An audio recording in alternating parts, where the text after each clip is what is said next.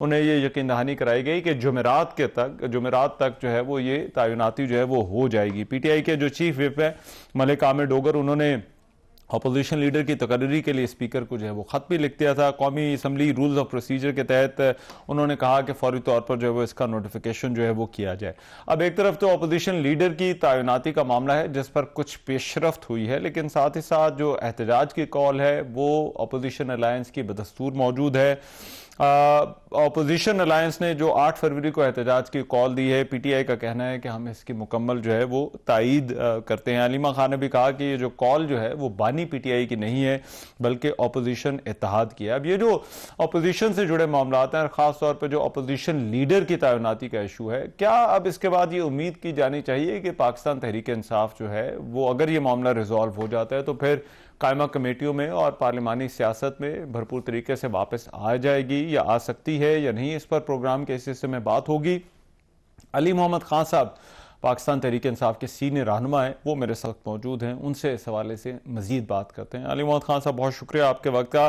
علی محمد خان صاحب، سب سے پہلے جو اپوزیشن لیڈر کی تعیناتی کا ایشو ہے، اس پر کچھ پیش رفت ہوئی ہے، جانچ پڑتال ہو گئی کاغذات کی، کچھ یقین دہانیاں بھی کرائی گئی ہیں، اس کو کس طرح سے دیکھتے ہیں؟ ایسا لگتا ہے کہ حکومت کو جو پہلے اعتراضات تھے، حکومت اس سے کچھ پیچھے ہٹی ہے، کچھ لچک دکھائی ہے، تو اس معاملے کو آپ کس طرح سے جو ہے وہ دیکھتے ہیں؟ جی بہت شکریہ۔ بسم اللہ الرحمن الرحیم، اللہم صلی علی محمد وعلی آل محمد۔ دیکھیں، اچکزئی صاحب کی جو نومینیشن اب ہو جائے گی، امید ہے، میں تو اس کو بڑا مثبت دیکھتا ہوں۔ اس کی وجہ یہ ہے کہ شاید خان صاحب کے ذہن میں بھی یہ حکمت ہو، کیونکہ میری تو ان سے ملاقات نہیں ہو سکی، لیکن جو یہ فیصلہ ہے اس کا، میں اگر اس کو سیاسی نظر سے دیکھوں تو اس کا فائدہ یہ ہو سکتا ہے کہ تحریک انصاف اور موجودہ حکومت کے بیچ میں اتنے کوئی تلخ تعلقات ہیں اور اتنی کوئی تلخی ہے اور اتنے کوئی فاصلے ہیں کہ اس میں کوئی میڈیٹر کی ضرورت ضرور تھی، اور اس میں اچکزئی صاحب قومی اسمبلی میں اور ناصر عباس صاحب، علامہ صاحب سینٹ میں ایک بیچ کا کردار اس لیے ادا کر سکتے ہیں کہ علامہ ناصر عباس صاحب کی بھی ایک عزت ہے اور ان کی اپنی جماعت ہے، تو ان کی ایک علیحدہ تشخص بھی ہے۔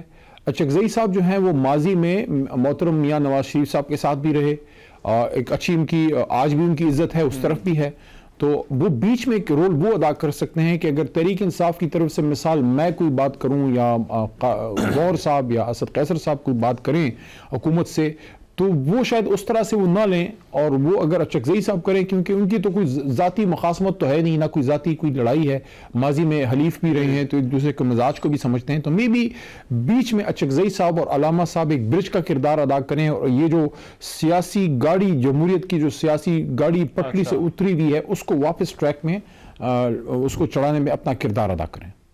ٹھیک ہے، اور اعتماد سازی کے حوالے سے حکومت مزید بھی اقدامات اٹھاتی ہے تو کیا قائمہ کمیٹیوں میں بھی تحریک انصاف کی واپسی کا امکان ہے یا آ سکتی ہے واپس؟ جی میں رحمان صاحب یہ عرض کر رہا تھا کہ قائمہ کمیٹیوں میں جا کے ہم حکومت کو بڑا ٹف ٹائم دے سکتے ہیں۔ میں تو پارٹی کو تجویز دی ہے کہ اس پہ پارٹی جو ہے اس پہ نظر ثانی کرے، خان صاحب کے سامنے موقف رکھیں کہ پارلیمنٹری پارٹی سوچتی ہے کہ ہمیں قائمہ کمیٹیوں میں جا کے حکومت کو سخت ٹائم دینا چاہیے۔ اس وقت کئی مہینوں سے پبلک اکاؤنٹ کمیٹی میں حکومت سے کوئی کچھ نہیں پوچھ رہا، قائمہ کمیٹیوں میں جو ان کی مرضی آئے کر رہے ہیں، جو قانون پاس کر رہے ہیں وہ تو پہلے بھی کر رہے تھے، لیکن آپ جب وہاں ہوتے ہیں، آپ رجسٹ کرتے ہیں، آپ میڈیا پہ بات کرتے ہیں، آپ ان کو آسانی سے پاس نہیں کرنے دیتے، ان پہ ایک چیک رکھتے ہیں۔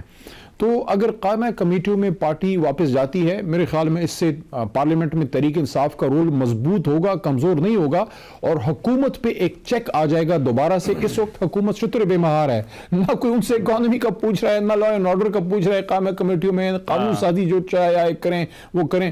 تو اس لیے آئی ہوپ کہ پارٹی اس پہ فیصلہ کرے اور پارلیمنٹ میں پراپر استعمال کرے۔ میں تو اس سوچ کا آدمی ہوں کہ جو آپ کے پاس فورم ہے ڈٹ کے اس پہ مقابلہ کریں، اگر ڈٹ کے مقابلہ نہیں کرنا تو پھر فورم چھوڑ دیں، لیکن فورم چھوڑنا اس لیے نہیں چاہیے کہ اس وقت ہمارے سیاسی مخالفین چاہتے ہی ہیں کہ تحریک انصاف نہ قائمہ کمیٹیوں میں رہے اور نہ پارلیمنٹ میں رہے، لیکن ہم نے پارلیمنٹ میں رہنا ہے، ان کو تنگ کرنا ہے، ان سے سوال کرنے ہیں، اور ان کو جو ہے نا سیدھا رکھنا ہے، ٹریک پہ رکھنا ہے، جو اپوزیشن کا جینوئن کام ہے وہ کرنا ہے۔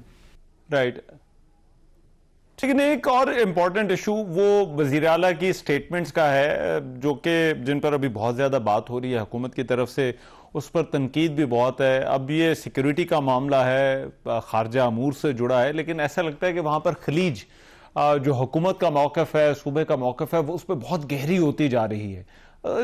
اس کو آپ کس طرح سے دیکھتے ہیں؟ میں متفق ہوں آپ سے. بڑی سخت مخاصمت کی فضا ہے.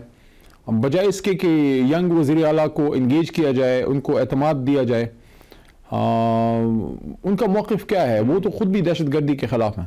لیکن پارٹی کا ہمارا موقف یہ ہے کہ آپ افغان حکومت کو تو کم از کم انگیج کیجئے. ہمارا موقف کبھی بھی یہ نہیں رہا کہ پاکستان میں دہشت گردی جو ہے وہ افغانستان سوائل سے نہیں ہو رہی. لیکن ہم یہ کہتے ہیں کہ افغان حکومت کو انگیج کر کے آپ بہت حد تک چیزوں کو نارملائز کرنے کی طرف لے کے جا سکتے ہیں، کیونکہ اس حکومت کو لانے میں ہمارا ایک رول رہا ہے. یہ تو ایک مسلمہ حقیقت ہے کہ اس وقت کی حکومت عمران خان صاحب کی اور اس وقت کی اسٹیبلشمنٹ جس کو ہیڈ کر رہے تھے جنرل باجوہ صاحب، مل کے انہوں نے یہ ایک فیصلہ تھا. اور وہاں دوحہ میں ان کے جو مذاکرات ہوئے، پھر 2 بار عالم اسلام کو اسلام آباد میں اکٹھا کیا گیا، عالمی اسلامی کانفرنسیں ہوئی تاکہ افغانستان میں امن آئے. وہ ساری محنت رائے گاہ چلی جائے گی. آپ افغان حکومت سے انگیج کریں، دیکھیں کہ وہ کتنا کوئی معاملہ ٹھیک ہوتا ہے، کہ ان کو اس پہ کنونس کیا جائے کہ اگر آپ خود خدا نخواستہ نہیں کر رہے، ہم کبھی بھی نہیں کہیں گے کہ افغانستان حکومت پاکستان میں دہشت گردی کرتی ہے، لیکن کم از کم وہاں جو لوگ کریں ان کو تو روکیں. تو یہ معاملات ہیں کہ آپ سہیل آفریدی سے جا کے بیٹھیے. وہاں جو جرگہ ہوا ہے اس جرگے میں امن و امان کے لیے جو ہوا سہیل خان نے کیا تھا، اور اس جرگے میں نون لیگ، پیپلز پارٹی، جمعیت علماء اسلام، جماعت اسلامی، ANP اور باقی علاقائی جماعتیں جو لسانی جماعتیں ہیں پشتون خوا کی، ان سب کا یہ موقف تھا کہ ہم سب دہشت گردی کے خلاف ہیں، ہم دہشت گردوں کے سخت خلاف ہیں، ہم اپنی فوج اپنے اداروں کے ساتھ ہیں. لیکن ہم یہ کہتے ہیں کہ آپ جرگے کو لے کے جائیں، آپ بات کیجئے.